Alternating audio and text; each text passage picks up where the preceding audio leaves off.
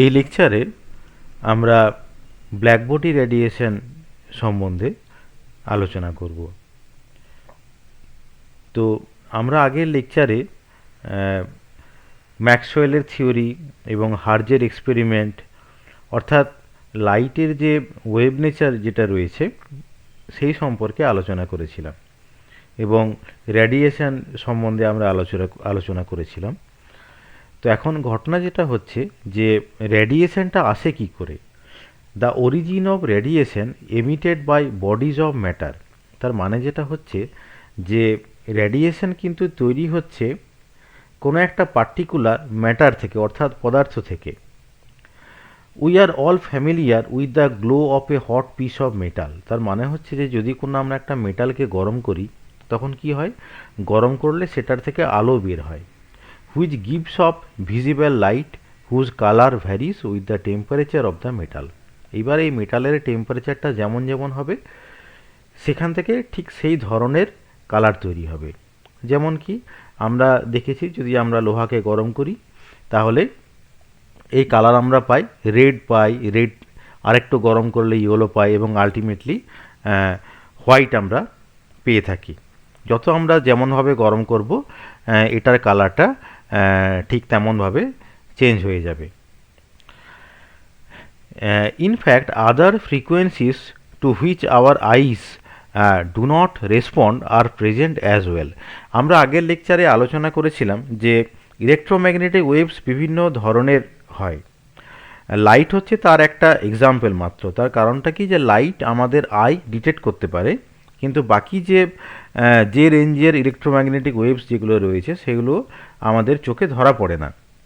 তো এই যে আমরা যে কথাটা বললাম যে যখন লোহার রডকে আমরা গরম করছি আমরা বিভিন্ন টেম্পারেচারে বিভিন্ন কালার পাচ্ছি, কিন্তু এটার মানে এই নয় যে শুধুমাত্র সেই কালারগুলোই রেডিয়েটেড হয়। অ্যাকচুয়ালি বিভিন্ন ফ্রিকোয়েন্সির ইলেকট্রোম্যাগনেটিক ওয়েভ সেখান থেকে পাওয়া যায় এবং সবগুলো আমাদের চোখে ধরা পড়ে না। An object need not be so hot that it is luminous for it to be radiating electromagnetic energy. এই কথাটা খুবই গুরুত্বপূর্ণ। তার মানেটা হচ্ছে যে এটা ঠিক এমন নয় যে একটা অবজেক্টকে এতটাই গরম হতে হবে যাতে করে ইলেকট্রোম্যাগনেটিক এনার্জির রেডিয়েশন হয়। অর্থাৎ সে একটা লিউমিনাস মানে হচ্ছে যে আলো দিচ্ছে, যেটাকে আমরা আমরা বলছিলাম যে যখন আমরা লোহাকে গরম করছি আমরা দেখতে পাচ্ছি যে তার কালারটা আস্তে আস্তে লাল হয়ে যাচ্ছে। অর্থাৎ যখন লাল হচ্ছে যে তখনই যে সে ইলেকট্রোম্যাগনেটিক রেডিয়েশন দিচ্ছে তা কিন্তু নয়। All objects radiate such energy continuously whatever their temperature. তার মানে যেটা হচ্ছে যে তাপমাত্রা যাই হোক না কেন সমস্ত ধরনের অবজেক্টই কিন্তু রেডিয়েশন দিচ্ছে। Though which frequencies predominate depends on the temperature. কিন্তু এই কোন ফ্রিকোয়েন্সির রেডিয়েশনটা তৈরি হবে সেটা টেম্পারেচারের উপরে ডিপেন্ড করছে। তার কারণ আমরা একটু আগেই বললাম যে যখন আমরা দেখেছি যে একটা গরম লোহার টেম্পারেচারটা আমরা চেঞ্জ করছি তখন তার কালারটা কিন্তু চেঞ্জ হয়ে যাচ্ছে।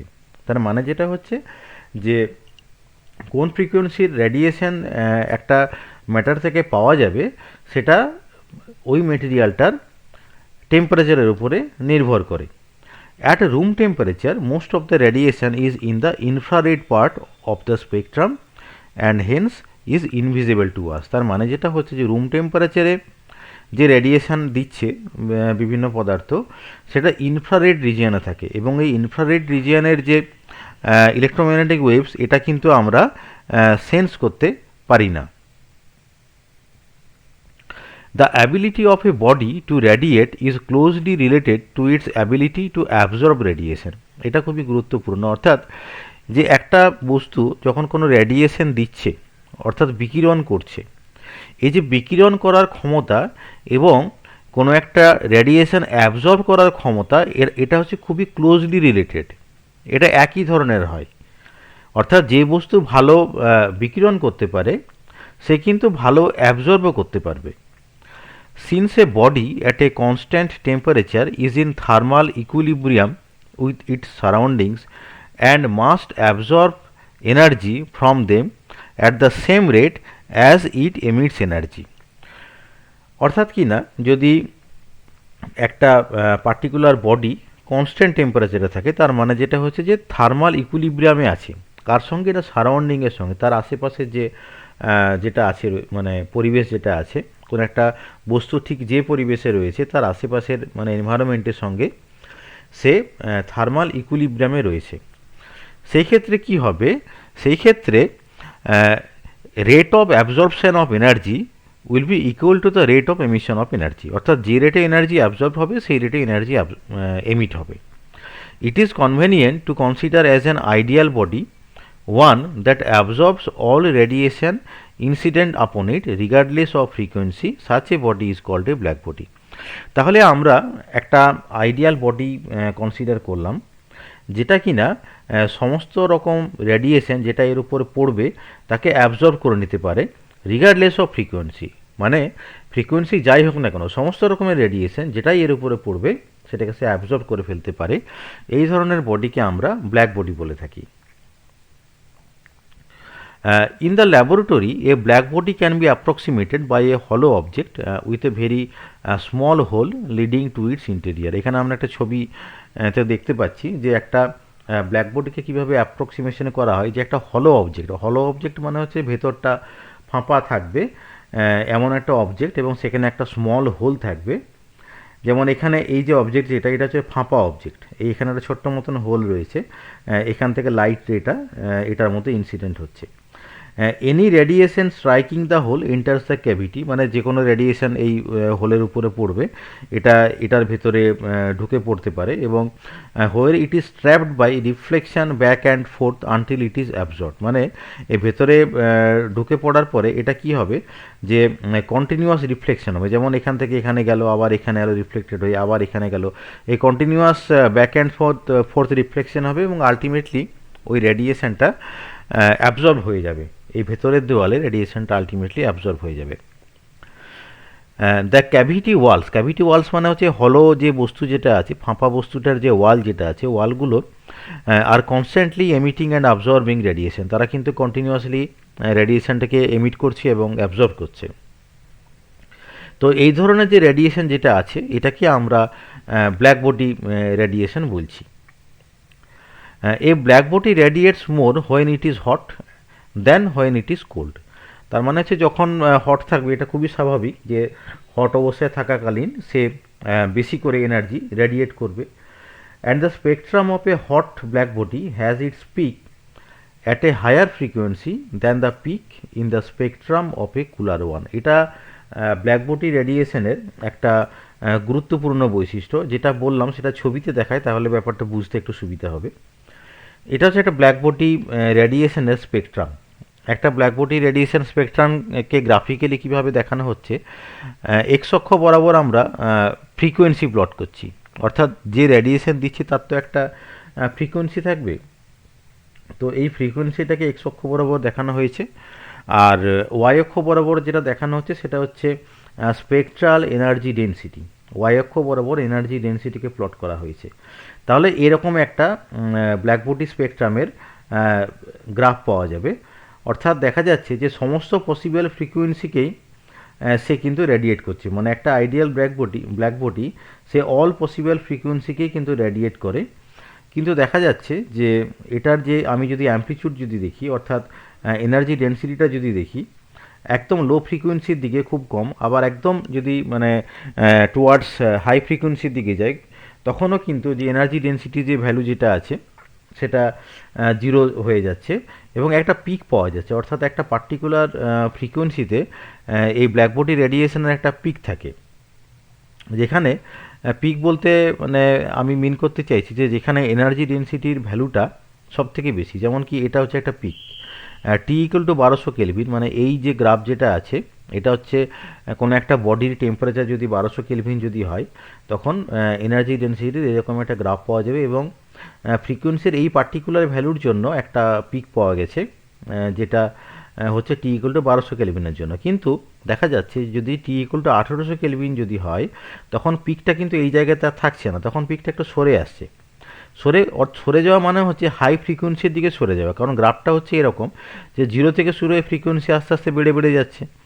তার মানে যখন টি ইকুয়াল টু 1800 কেলভিন যখন হচ্ছে, তখন এই যে এনার্জি ডেনসিটি যে পিক যেটা আছে, এই পিকটা হাই ফ্রিকোয়েন্সির দিকে সরে এসেছে। এই কথাটা এখানে বলা হয়েছিল যে a black body radiates more when it is hot than when it is cold, and the spectrum of a hot black body has its peak at a higher frequency than the peak in the spectrum of a cooler one. অর্থাৎ যদি temperature যদি বেশি থাকে তাহলে পিকটা high ফ্রিকোয়েন্সির দিকে সরে সরে যাবে। We recall the behaviour of an iron bar as it is heated to progressively higher temperatures. মানে যখন একটা আয়রন বারকে আমরা আস্তে আস্তে গরম করতে থাকি, তখন দেখা যায় যে ফার্স্ট ইট গ্লোজ ডাল রেড, অর্থাৎ প্রথমে ডাল রেড কালারের একটা আলো পাওয়া যায়। ডাল রেড মানে হচ্ছে যে পুরোপুরি গাঢ় লাল নয়, হালকা লাল। দেন ব্রাইট অরেঞ্জ রেড, তারপরে এই লালটা কিছুটা গাঢ় হতে থাকে, অর্থাৎ অরেঞ্জ রেড টাইপের মতন কালারটা হয়, এবং আলটিমেটলি দেখা যায় যে হোয়াইট হট। হোয়াইট হট মানে বেসিক্যালি টুয়ার্ডস ব্লু রিজিয়নের দিকে যায়, সেটাকে আমরা হোয়াইট হট বলে থাকি। তো এইভাবে যেটা হচ্ছে যে যত আমরা টেম্পারেচার বাড়িয়ে যাচ্ছি, এই যে পিকটা হাই ফ্রিকোয়েন্সির দিকে শিফট করতে থাকে, অর্থাৎ ডাল রেডের যে ফ্রিকোয়েন্সি সেটা কম, অরেঞ্জ রেডেরটা বেশি, টুয়ার্ডস আস্তে আস্তে ব্লু হতে থাকবে, মানে ফ্রিকোয়েন্সিটা বেড়ে বেড়ে যাচ্ছে। যত টেম্পারেচার বাড়াবো, যে এনার্জি ডেনসিটির এই যে পিকটা, এটা হাই ফ্রিকোয়েন্সির দিকে কিন্তু শিফট করে করে যাবে। এইবারে আমরা এই যে ব্ল্যাক বডি স্পেকট্রাম যেটা আছে, এই ব্ল্যাক বডি স্পেকট্রামের যে আমরা গ্রাফ যেটা দেখালাম, এই গ্রাফটা ঠিক কেন এই রকম ধরনের হয়, অর্থাৎ গ্রাফিক্যাল নেচারটা যেটা আমরা এক্সপেরিমেন্টালি পাচ্ছি, সেটার থিওরিটিক্যাল এক্সপ্লানেশন সম্বন্ধে অনেক রিসার্চ শুরু হয়। অর্থাৎ কেন এই ধরনের গ্রাফিক্যাল নেচার পাওয়া যাচ্ছে, সে সম্বন্ধে অনেক থিওরি পাওয়া যায়। তো যিনি স্যাটিসফ্যাক্টরি থিওরি দিতে পেরেছিলেন তারা হচ্ছেন র্যালে অ্যান্ড জিন্স। তার ঠিক আগে, র্যালে অ্যান্ড জিন্সের আগে ওয়ান্স বলে একজন, তিনি একটা থিওরি দিয়েছিলেন। তিনি বলেছিলেন যে এই যে intensity of the black body radiation যেটা হবে, সেটা হচ্ছে a e to the power minus b by lambda T divided by lambda to the power 5। আমি যদি এটাকে ইন্টেন্সিটিটাকে ইন টার্মস অফ ল্যামডার আকারে যদি প্রকাশ করি, তাহলে এরকম ধরনের একটা ইন্টেন্সিটি পাওয়া যাবে। কিন্তু দেখা গিয়েছিল যে this law fitted the experimental curve fairly well except at long wavelength. অর্থাৎ লং ওয়েভলেংথে এই যে ওয়াইন্সের ল যেটা আছে, সেটা কিন্তু ভ্যালিড হয়নি। লং ওয়েভলেংথ মানে হচ্ছে যে ওয়েভলেংথ বড়, মানে ফ্রিকোয়েন্সি ছোট, মানে সেখানে লং ওয়েভলেংথ বা লো ফ্রিকোয়েন্সিতে এই ওয়াইন্স লটা কিন্তু ভ্যালিড হয় না। বাট উনি চেষ্টা করেছিলেন যে এই ধরনের যে কার্ভ কেন আসছে তার একটা পসিবল এক্সপ্লানেশন দিতে, কিন্তু তার যে থিওরি যেটা ছিল, সেই থিওরিটা কিন্তু স্যাটিসফ্যাক্টরি থিওরি ছিল না। তারপরে র্যালে অ্যান্ড জিন্স তারা প্রথম ওই থিওরিটা ডেভেলপ করার চেষ্টা করেন। তো র্যালে অ্যান্ড জিন্স ওনারা বলেছিলেন যে they consider the radiating body as a collection of a large number of charged particles performing linear harmonic oscillation. তার মানে এই যে ব্ল্যাক বডির যে ওয়াল যেটা রয়েছে, এই ওয়ালটাকে একটা collection of large number of charged particles এইভাবে আমরা কনসিডার করতে পারি।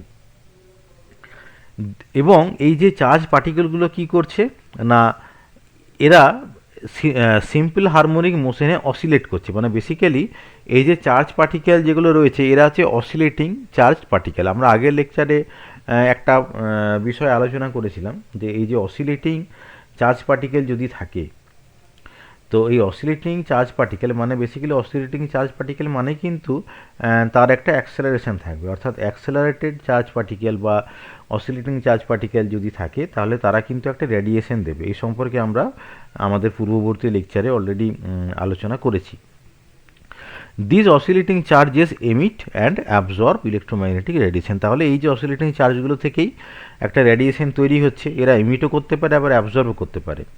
At thermal equilibrium, the energy density of the radiation inside the cavity will be equal to the energy density of the atomic oscillators situated in the walls of the cavity. তার মানে হচ্ছে যে ওই যে হলো object যেটা আমরা বলছিলাম, অর্থাৎ ক্যাভিটি, হলো অবজেক্টটাকে আমরা ক্যাভিটি বলছি। এই ক্যাভিটির ভেতরের যে রেডিয়েশন যেটা আছে তার যে এনার্জি ডেনসিটি, সেই এনার্জি ডেনসিটিটা ওই ক্যাভিটির গায়ে যে সমস্ত অ্যাটম যেগুলো রয়েছে যারা অসিলেট করছে, অর্থাৎ যে সমস্ত চার্জ পার্টিকেল রয়েছে তাদের এনার্জি ডেনসিটির সঙ্গে এটা সমান।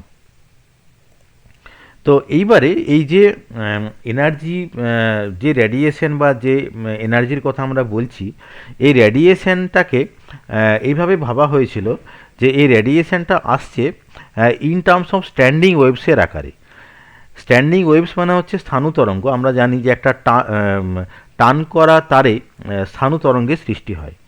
তো এটা এইভাবে র্যালে এবং জিন্স যেটা বলেছিলেন যে এই যে ক্যাভিটি যেটা আছে, এই ক্যাভিটির মধ্যে এই যে রেডিয়েশন যেটা আসছে এটাকে একটা স্ট্যান্ডিং ওয়েভের সঙ্গে কম্পেয়ার করা হয়েছিল এবং বলা হয়েছিল the path length from wall to wall whatever the direction must be a whole number of half wave length so that a node occurs at each reflecting surface. অর্থাৎ এই যে এই একটা সারফেস আমরা ধরছি, এই একটা সারফেস, এরা হচ্ছে একটা হলো ক্যাভিটি যেটা রয়েছে, যে ক্যাভিটির কথা আমরা বলছি, অর্থাৎ দুটো অপোজিট দেওয়াল। তো এই যে দুটো অপোজিট দেওয়াল, এখানে কি হচ্ছে, এখানে নোড তৈরি হচ্ছে। এখানে কি তৈরি হচ্ছে, যে নোড তৈরি হচ্ছে। নোড মানে হচ্ছে এখানে যেটা হচ্ছে যে অ্যামপ্লিচিউড যেটা আছে এখানে হচ্ছে জিরো। এই যে এখানে অ্যামপ্লিচিউড জিরো, এখানে অ্যামপ্লিচিউড জিরো, আবার এখানে অ্যামপ্লিচিউড জিরো, এখানে অ্যামপ্লিচিউড জিরো, মানে দেওয়ালগুলো নিয়ে নোডটা তৈরি হচ্ছে। আর কি হচ্ছে, এই যে পাথ লেংথ যেটা আছে, এই পাথ লেংথ যেটা আছে সেটা হচ্ছে whole number of half wave length. এটার মিনিংটা একটু এক্সপ্লেন করা যায়। যেমন ধরে নিচ্ছি এই দুটো ওয়ালের মাঝের দূরত্ব হচ্ছে এল, যে এখানে এল বলা রয়েছে। তো আমরা জানি যে তরঙ্গ দৈর্ঘ্য বলতে যেটা বোঝায়, মানে এটা যদি একটা তরঙ্গ হিসেবে যদি ভাবি, স্থানু তরঙ্গ অর্থাৎ স্ট্যান্ডিং ওয়েভ, তাহলে এইটা হচ্ছে একটা ল্যামডা, এইখান থেকে শুরু করে এই অবধি একটা ল্যামডা।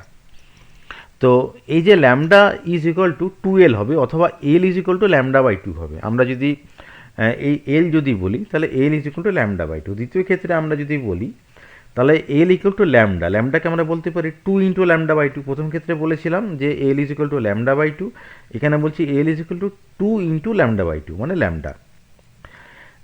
এইবারে পরের ক্ষেত্রে যেটা হয়েছে L is equal to 3 into lambda by 2, L is equal to 3 into lambda by 2। তার মানে যেটা হচ্ছে এল ইজ ইকুয়াল টু প্রথম ক্ষেত্রে হচ্ছে ল্যামডা বাই 2, পরের ক্ষেত্রে হচ্ছে 2 ইন্টু ল্যামডা বাই 2, তারপরের ক্ষেত্রে হচ্ছে 3 ইন্টু ল্যামডা বাই 2। মানে এই যে পাথ লেংথটাকে আমরা যেটা বলছি যে whole number of half wave length, এইভাবে আমরা ভাবছি N into lambda by 2। Basically path length যদি এল যদি হয় তাহলে L should be N into lambda by 2। The number of independent standing waves g nu d nu in the frequency interval between nu and d nu per unit volume in the cavity turned out to be g nu d nu is equal to 8 pi nu square d nu by c cube। এখানে এই যে g nu d nu যেটা কথা বলা হয়েছে এইটা হচ্ছে density of states, বা এটাকে অনেক সময় বলা হয়ে থাকে যে number of independent standing waves in the frequency interval new and D new. মানে এই যে আমি যদি যে ফ্রিকোয়েন্সি অফ রেডিয়েশনের কথা বলা আছে সেটাকে আমি যদি একটা পার্টিকুলার ফ্রিকোয়েন্সি রেঞ্জ যদি বলি, মানে নিউ আর ডি নিউ, তাহলে সেখানে কতগুলো ইন্ডিপেন্ডেন্ট স্ট্যান্ডিং ওয়েভ তৈরি হচ্ছে, সেটা হচ্ছে 8 pi nu square d nu by c cube. তো এইটার একটা পার্টিকুলার ডেরিভেশন রয়েছে, আমরা সলিড স্টেট ফিজিক্সে আমরা এই ডেরিভেশনটা করে থাকি। বাট যাই হোক না কেন, এখন আমাদের জেনে রাখতে হবে যে ডেনসিটি অফ স্টেটস বা number of standing waves in the cavity হচ্ছে এই ফর্মুলাটা। তো এই যে ফর্মুলা যেটা আছে সেটা কিন্তু ক্যাভিটির শেপের উপরে কিন্তু ডিপেন্ড করে না, এবং নিউয়ের ভ্যালু যদি বেশি হয় তাহলে স্বাভাবিকভাবে এই যে নাম্বার অফ স্ট্যান্ডিং ওয়েভস এই পার্টিকুলার রেঞ্জে কিন্তু বেড়ে যাবে, কারণ এটা হচ্ছে নিউয়ের সঙ্গে প্রপোর্শনাল, নিউ স্কোয়ারের সঙ্গে প্রপোর্শনাল। এইবার পরের যেটা বিষয় যেটা হলো সেটা হচ্ছে অ্যাভারেজ এনার্জি পার স্ট্যান্ডিং ওয়েভটা কত হবে। আমরা তো এখানে যেটা হিসেব করলাম যে একটা ফ্রিকোয়েন্সি রেঞ্জের মধ্যে নিউ এবং ডি নিউ এর মধ্যে এতগুলো স্ট্যান্ডিং ওয়েভ থাকছে, তাহলে প্রত্যেকটা স্ট্যান্ডিং ওয়েভের এনার্জিটা কত। এখন according to the theorem of equipartition of energy, অর্থাৎ এই যে theorem of equipartition of energy, এটা কিন্তু হচ্ছে ক্লাসিক্যাল ফিজিক্সের একটা গুরুত্বপূর্ণ টপিক। এটা থার্মোডাইনামিক্সে পড়ানো হয়, ইকুইপার্টিশন অফ এনার্জি। তো ইকুইপার্টিশন অফ এনার্জি যেটা বলছে, the average energy per degree of freedom of N entity that is equal to half Katie. মানে হচ্ছে যে যদি কোনো একটা system thermal equilibrium at temperature টিতে যদি থাকে, টি টেম্পারেচারে আছে, থার্মাল ইকুইলিব্রিয়ামে যদি আছে, তাহলে প্রত্যেকটা ডিগ্রি অফ ফ্রিডমের জন্য average energy per degree of freedom, প্রত্যেকটা ডিগ্রি অফ ফ্রিডমের জন্য কত এনার্জি হবে না হাফ কেটি করে এনার্জি থাকবে। কে মানে কি? কে মানে হচ্ছে বোলম্যান কনস্ট্যান্ট। বোলম্যান কনস্ট্যান্ট হচ্ছে 1.38 into 10⁻³ joule per kelvin. A degree of freedom is a mode of energy possession. Degree of freedom মানেটা কি না এনার্জি পজেশনটা কোন মোডে কিভাবে থাকছে সেই বিষয়টা বলে। এটাকে আমরা একটু উদাহরণ দিই, তাহলে বোঝানো যাবে। যেমন ধরা যাক যে একটা মনো অ্যাটমিক আইডিয়াল গ্যাস আমরা কনসিডার করলাম, তার 3টে ডিগ্রি অফ ফ্রিডম থাকবে। কেন 3টে ডিগ্রি অফ ফ্রিডম থাকবে? তার কারণটা হচ্ছে এই যে এক একটা অ্যাটম এক্স অক্ষ, ওয়াই অক্ষ এবং জেড অক্ষ, এই 3টে অক্ষ বরাবরই সে কিন্তু মুভ করতে পারবে। তার মানে প্রত্যেকটা অক্ষ বরাবর তার একটা কাইনেটিক এনার্জি আছে, এবং এক একটা ডিগ্রি অফ ফ্রিডমের জন্য হাফ কেটি করে এনার্জি। তাহলে 3টে ডিগ্রি অফ ফ্রিডমের জন্য কত এনার্জি থাকবে? 3/2 KT. One dimensional harmonic oscillator has 2 degrees of freedom. কেন না ওয়ান ডাইমেনশনাল হারমোনিক অসিলেটরে কি হয় যে তার কি কি এনার্জি থাকে? One that corresponds to its kinetic energy, একটা হচ্ছে কাইনেটিক এনার্জি থাকছে, and one that corresponds to its potential energy, এবং আরেকটা কি আছে না পোটেনশিয়াল এনার্জি আছে। তাহলে কি হচ্ছে যে একটা হারমোনিক অসিলেটরের 2টো ডিগ্রিজ অফ ফ্রিডম আছে। Because each standing wave in a cavity originates in an oscillating electric charge in the cavity wall, 2 degrees of freedom are associated with the wave and it should have an energy 2 into half kT। তার মানে এই যে ক্যাভিটির মধ্যে যে standing wave তৈরি হলো, basically ক্যাভিটির মধ্যে radiation তৈরি হচ্ছে। রেডিয়েশনটা আসছে কোথা থেকে? রেডিয়েশনটা আসছে অসিলেটিং ইলেকট্রিক চার্জ থেকে। এটা আমরা আগেই ডিসকাস করেছি। এবং যেহেতু ইলেকট্রিক চার্জের একটা অসিলেশন হচ্ছে, তাহলে এই সমস্ত চার্জগুলোকে আমরা একটা ওয়ান ডাইমেনশনাল হারমোনিক অসিলেটর হিসেবে ভাবতে পারি, এবং তার 2টো ডিগ্রিজ অফ ফ্রিডম আছে। প্রত্যেকটা ডিগ্রিজ অফ ফ্রিডমে কত করে এনার্জি থাকবে? হাফ কেটি করে এনার্জি থাকবে। তাহলে 2টো ডিগ্রিজ অফ ফ্রিডমের জন্য 2 ইন্টু হাফ কেটি থাকবে। তাহলে classical average energy per standing wave epsilon bar is equal to k T. তাহলে classically as per classical mechanics average energy per standing wave হবে epsilon bar is equal to k T. তাহলে কি হবে? তাহলে total energy কত হবে না আমার নাম্বার অফ স্ট্যান্ডিং ওয়েভ কত? জি নিউ ডি নিউ, এতগুলো স্ট্যান্ডিং ওয়েভ রয়েছে, প্রত্যেকটার জন্য এনার্জি কত? Epsilon bar is equal to k T. তাহলে কি হবে? জি নিউ ডি এর ফর্মুলা হচ্ছে এইটা 8π² d nu by c cube multiplied by k T, k T দিয়ে মাল্টিপ্লাই করলাম। তাহলে আমি একটা এনার্জি ডেনসিটির ফর্মুলা পেলাম, যেটাকে আমরা বলছি র্যালে জিন্স ফর্মুলা। এবং এই যে র্যালে জিন্স ফর্মুলাটা কি না র্যালে জিন্স ফর্মুলা হচ্ছে নিউ এবং নিউ প্লাস ডি নিউ এই ফ্রিকোয়েন্সি রেঞ্জের মধ্যে এনার্জি ডেনসিটির একটা এক্সপ্রেশন। এটাই হচ্ছে র্যালে জিন্স ফর্মুলা। কিন্তু এই ফর্মুলাতে কিছু প্রবলেম রয়েছে। কেন প্রবলেম রয়েছে? দেখা যাচ্ছে এই যে এনার্জি ডেনসিটিটা নিউ স্কোয়ারের সঙ্গে প্রপোর্শনাল।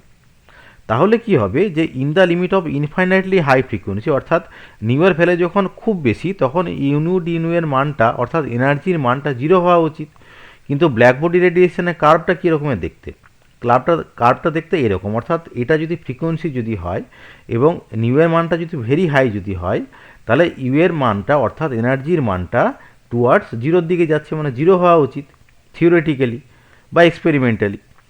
কিন্তু এখানে যেটা র্যালে জিন্সের ফর্মুলা যেটা বলছে যে নিউ টেন্স টু ইনফিনিটিতে এই যে ইউ টেন্স টু কী হবে? ইনফিনিটি হয়ে যাবে, কিন্তু এটা হওয়া উচিত ছিল 0।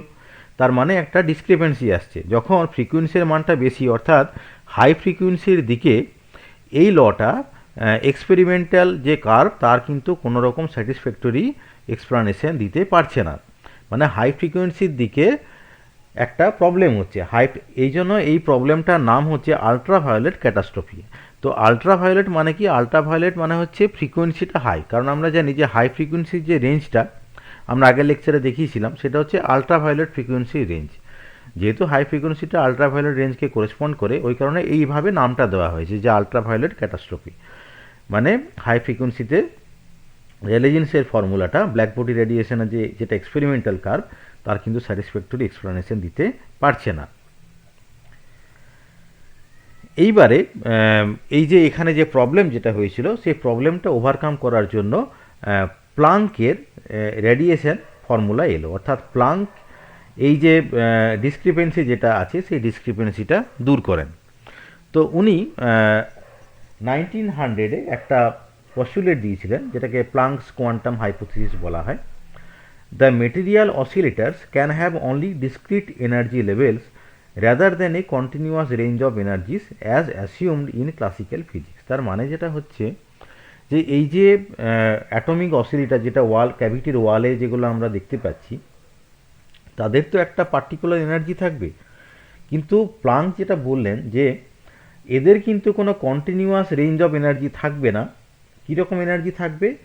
If A particle is oscillating with frequency new, its energy can take only the values epsilon n is equal to n h nu, যেখানে n এর মানটা 0, 1, 2 এরকম। তার মানে যেটা হচ্ছে যে এপসাইলনটা কি হতে পারে?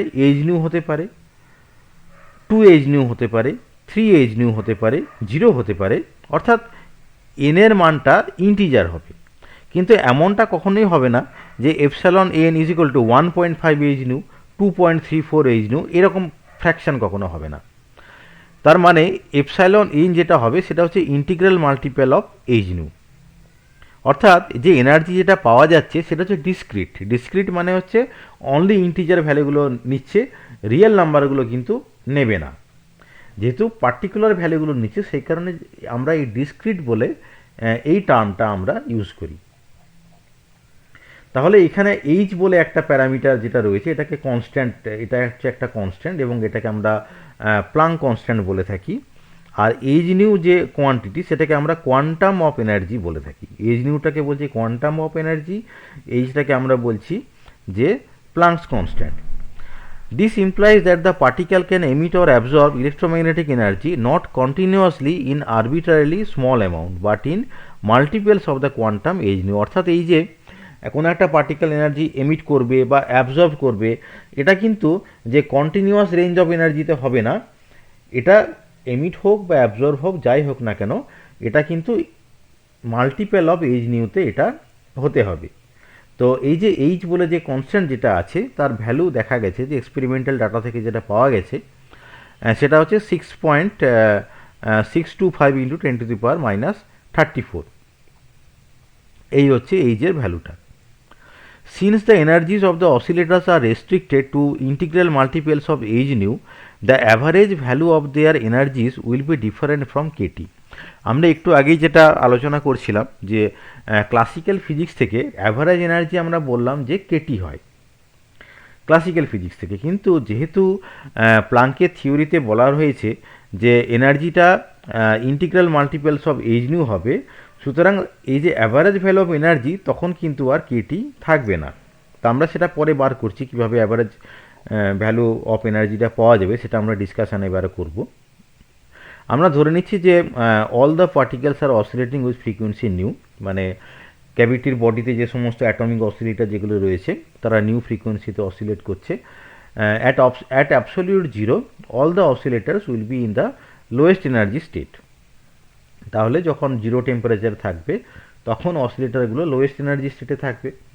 At higher temperature some of the oscillators are excited to higher states, মানে যদি টেম্পারেচার বাড়ানো হয় তাহলে কি হবে, যে এই কিছু কিছু অসিলেটর হায়ার এনার্জি স্টেটে চলে যাবে।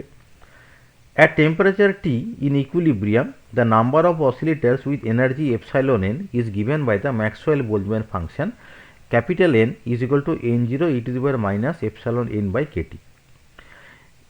এটা হচ্ছে একটা গুরুত্বপূর্ণ বিষয়, যেটা হচ্ছে আমরা যদি টেম্পারেচার ক্যাপিটাল টি করি, তাহলে এই ক্যাপিটাল টি টেম্পারেচারে number of oscillators with energy epsilon N, মানে কতগুলো অসিলেটারের এনার্জি এপসাইলন এন হবে, তার ফর্মুলা হচ্ছে capital N is equal to n0 e⁻⁻ εn by kT। This shows that higher the energy state, less likely it is to be populated. তার মানে যেটা হচ্ছে যে এপসাইলন এন এর ভ্যালুটা যদি বেশি হয়, হায়ার যদি হয়, তখন এই এন এর মানটা কমে যাবে। কারণ কি, e to the power minus epsilon N রয়েছে, এপসাইলনকে বাড়ালে এন এর ভ্যালুটা কমে যাবে। As small N tends to infinity capital N tends to zero. আমি যদি এই যে স্মল এন এর ভ্যালুটা বাড়িয়ে দিই, স্মল এন এর ভ্যালুটা বাড়ানো মানেই অ্যাকচুয়ালি এপসাইলন এনটাকে বাড়ানো। তার কারণটা হচ্ছে এপসাইলন এন মানে কি না, এন এইচ নিউ, এখানে বলা রয়েছে এন এইচ নিউ, তার মানে এন এর মানটাকে বাড়ানো মানেই এপসাইলন অর্থাৎ এনার্জিটাকে বাড়ানো। তাহলে এন টেন্স টু ইনফিনিটি হলে N capital N tends to zero হবে, অর্থাৎ তার যে সেই স্টেটে থাকার যে প্রবাবিলিটি সেটা জিরো হয়ে যাবে। Note that in classical theory oscillators of all energies are excited with equal probability. এখানেই ক্লাসিক্যাল থিওরির সঙ্গে একটা পার্থক্য দেখা যাচ্ছে, যে ক্লাসিক্যাল থিওরি কিন্তু এরকম ধরনের কোনো বিষয় উল্লেখ করে না। ক্লাসিক্যালি যেটা বলা হয় যে oscillators of all energies are equally probable, মানে আমি এখানে যেটা বলতে চাইছি, যেমন higher the energy state less likely it is to be populated, অর্থাৎ যদি এপসাইলন এন এর ভ্যালু যদি বেশি হয় তাহলে সেই স্টেটে যাওয়ার চান্সটা খুব কম। কিন্তু ক্লাসিক্যালি এটা নয়, ক্লাসিক্যালি যে কোনো এনার্জি স্টেটে যাওয়ার ইকুয়াল প্রবাবিলিটি রয়েছে। The average energy per oscillator, এটা কীভাবে বের করা হয়, epsilon bar is equal two এরকম হবে যে ক্যাপিটাল এন এর এক্সপ্রেশন আমরা এখানে দিয়েছি, capital N into epsilon N sum N is small N is equal to 0 to infinite divided by small N is equal to 0 to infinite capital N. এইটা হচ্ছে average energy bar করার formula. এইবারে N এর expression already এখানে দেওয়া রয়েছে, আমরা এখানে এন এর এক্সপ্রেশনটা বসালাম। Epsilon N is equal two N H nu হবে, ডিনোমিনেটারও এন এর এক্সপ্রেশন বসানো হয়েছে। এবার আমরা ধরে নিচ্ছি X is equal to e to the power minus h nu by k T. এইবারে e to the power minus X করছি ওপরে, নিচেও e to the power minus X করছি, এন জিরো ক্যান্সেল আউট হয়ে যাচ্ছে। তাহলে আমি আলটিমেটলি কী পেলাম, এই এপসাইলন বার এটাকে আমি যদি এক্সের ভ্যালু এটা ধরে নিয়ে যদি আমি আলটিমেটলি এটাকে সিম্পলিফাই করি, এবং এই যে এখানে সামটা small N is equal to 0 থেকে ইনফাইনাইট বলা আছে, মানে এনের মানটা প্রথমে 0 হবে, তারপরে 1 হবে, 2 হবে, এইভাবে আমরা এনের বিভিন্ন মানের জন্য এটাকে আমি যদি এক্সপান্ড যদি করি তাহলে এরকম একটা সিরিজ পাবো। এটা হচ্ছে নিউমারেটরের জন্য, এটা হচ্ছে ডিনোমিনেটরের জন্য। এই নিউমারেটর হচ্ছে এই উপরের সিরিজটা হচ্ছে 1 minus x to the power minus 2, আর নিচের যেটা আছে সেটা হচ্ছে 1 minus x to the power minus 1। Simplify করলে যেটা পাওয়া যাবে h nu x by 1 minus x, অর্থাৎ আলটিমেটলি এক্সের ভ্যালুটাকে আমি যদি এখানে যদি বসাই তাহলে আমি পাচ্ছি h nu divided by e to the power h nu by KT minus 1। এটা হচ্ছে অ্যাভারেজ এনার্জি। এবং একে যদি নাম্বার অফ মোডস, যেটা আমরা আগে আলোচনা করেছিলাম, নাম্বার অফ মোডস ছিল 8 pi nu square by c cube, তাহলে এই নাম্বার অফ মোডস দিয়ে যদি আমি যদি গুণ যদি করি তাহলে কি হবে, তাহলে এই যে ফর্মুলা যেটা আমরা পেলাম আলটিমেটলি ইউ এর যে এক্সপ্রেশন যেটা, সেটা হচ্ছে প্লাঙ্কস রেডিয়েশন ল। তাহলে এইভাবে আমরা Planck's radiation law u nu d nu is equal to 8 pi h by c cube nu cube d nu divided by e to the power h nu by KT minus 1, এই প্লাঙ্কসের radiation ফর্মুলাটা আমরা পেলাম, যেখানে H এর মানটা হচ্ছে planks constant এবং unit হচ্ছে জুল সেকেন্ড। এটা হচ্ছে স্মল এইচ এর মান এবং জুল সেকেন্ড হচ্ছে এটার ইউনিট। এইবারে অ্যাট হাই ফ্রিকোয়েন্সিজ, অর্থাৎ যখন h nu very very greater than k T, এটা যখন হবে, তাহলে h nu very very greater than k T যদি হয়, তখন h nu divided by k T very very greater than 1, এবং e to the power h nu by k T এটার মানটা অনেকটা বেশি এবং ক্লোজ টু ইনফিনিটি। তাহলে কি হবে, e to the power h nu by k T infinity যদি হয়, এখানে আমরা ডিনোমিনেটার দিকে লক্ষ্য করি, e to the power h nu by k T infinity, minus 1টাকে নেগলেক্ট করছি কারণ এটার ভ্যালুটা ইনফিনিটি, তাহলে ডিনোমিনেটার ইনফিনিটি আসা মানেই এনার্জির মানটা 0, এবং এটাই হওয়া উচিত। তার মানে যেটা হচ্ছে যে এইচ নিউ এর মানটা যখন কেটির থেকে অনেক বড়, এইচ নিউ বড় মানে কি, হাই ফ্রিকোয়েন্সি, তাহলে হাই ফ্রিকোয়েন্সির দিকে কি হচ্ছে না, ইউ এর মানটা 0 হচ্ছে এবং এটা এক্সপেক্টেড, এটাই হওয়া উচিত। কিন্তু র্যালে জিন্সের লতে উল্টো ঘটনাটা ঘটছিল, যখন হাই ফ্রিকোয়েন্সি যখন হচ্ছিল তখন ইউ এর মানটা ইনফিনিটি হচ্ছিল, কিন্তু প্লাঙ্কের ল যেটা আমরা এখনই ডিরাইভ করলাম সেটা থেকে বোঝা গেল যে হাই ফ্রিকোয়েন্সিতে ইউ এর মানটা 0 হবে, এবং এটাই এক্সপেরিমেন্টালি দেখা যায়। তাহলে আর আলট্রাভায়োলেট ক্যাটাস্ট্রফি যেটা আমরা বলছিলাম সেই প্রবলেম যেটা অর্থাৎ যে ডিসক্রিপেন্সি যেটা ছিল সেই ডিসক্রিপেন্সিটা আর থাকলো না। এবং উল্টোটা যদি হয় অর্থাৎ লো ফ্রিকোয়েন্সি যদি হয়, এখানে হাই ফ্রিকোয়েন্সি বললাম h nu very very greater than k T, low ফ্রিকোয়েন্সিতে কী হবে h nu very very less দেন কেটি হবে, তাহলে H nu by Katie less than 1 হবে। এখন আমরা জানি এক্সপোনেনশিয়ালের এক্সপানশনটা কী রকমের হয়, e to the power x equal to 1 plus x square by 2 factorial plus x cube by 3 factorial এইরকমভাবে। এবং এক্সটা যদি ছোট হয় তাহলে এক্সের হায়ার পাওয়ারগুলোকে নেগলেক্ট করা যায়, মানে ই টু দি পাওয়ার এক্সকে 1 প্লাস এক্স এই একটা অ্যাপ্রক্সিমেশন করা যায়। তাহলে কী হবে 1 divided by e to the power h nu by KT minus 1, এটাকে আমরা কীভাবে লিখতে পারি যে 1 ডিভাইডেড বাই, এটাকে আমরা যদি ই টু দি পাওয়ার এক্স হিসেবে ভাবি তাহলে 1 প্লাস এক্স হবে, এক্স মানে h nu by KT, 1 cancel out হয়ে গেল, এটা থেকে কেটি বাই এইচ নিউ হলো, তাহলে 1 by e to the power h nu by KT minus 1 is equivalent to KT by h nu, কখন না যখন লো ফ্রিকোয়েন্সি অর্থাৎ h nu very very less দেন কেটি।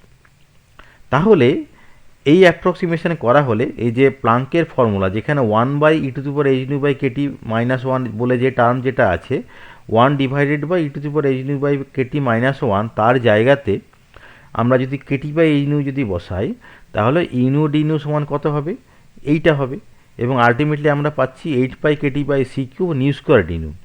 এখন এই যে ফর্মুলা যেটা এটাই কিন্তু র্যালে জিন্সের ফর্মুলা, অর্থাৎ একটু আগেই আমরা যেটা র্যালে জিন্সের ফর্মুলা যেটা আমরা শো করেছিলাম এই যে এইটা 8 pi kT by c cube nu square d nu, অর্থাৎ প্লাঙ্কের ফর্মুলা থেকে আমরা কিন্তু র্যালে জিন্সের ফর্মুলাটা ডিরাইভ করতে পারছি কোন কন্ডিশনে, যখন লো ফ্রিকোয়েন্সি। তাহলে লো ফ্রিকোয়েন্সিতে প্লাঙ্কসের ফর্মুলা কিন্তু র্যালে জিন্সের ফর্মুলাতে কনভার্টেড হচ্ছে। র্যালে জিন্সের ফর্মুলাটা হাই ফ্রিকোয়েন্সি লিমিটে ডিসক্রিপেন্সি দিচ্ছিল, সেই জন্য সেই ডিসক্রিপেন্সিটা প্লাঙ্কস লতে সেটা আর থাকছে না। তাহলে কিন্তু এটা হচ্ছে প্লাঙ্কস লয়ের একটা গুরুত্বপূর্ণ বৈশিষ্ট্য, এবং আমরা যেটা বলতে পারবো যে প্লাঙ্কস লটা হচ্ছে একটা কারেক্ট ফর্মুলা। কেন কারেক্ট, তার কারণটা হচ্ছে যে র্যালে জিন্স যে ট্রিটমেন্টে এটাকে এক্সপ্লেন করার চেষ্টা করেছিল সেটা আমরা প্লাঙ্কের ল থেকে দেখাতে পারছি।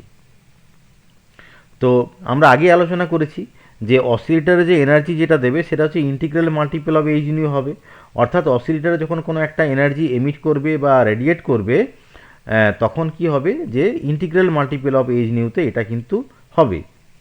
আর আরেকটা জিনিস আমাদেরকে জানতে হবে যে an oscillator emits radiation of frequency new when it drops from one energy state to the next lower one, অর্থাৎ একটা হায়ার এনার্জি স্টেট থেকে যখন ঠিক তার পরবর্তী লোয়ার স্টেটে যখন একটা বডি ফিরে আসবে একটা হায়ার স্টেট থেকে পরবর্তী লোয়ার স্টেটে, তখন সে একটা রেডিয়েশন দেবে। সেই রেডিয়েশনটা কত হবে না epsilon N is equal to h nu হবে।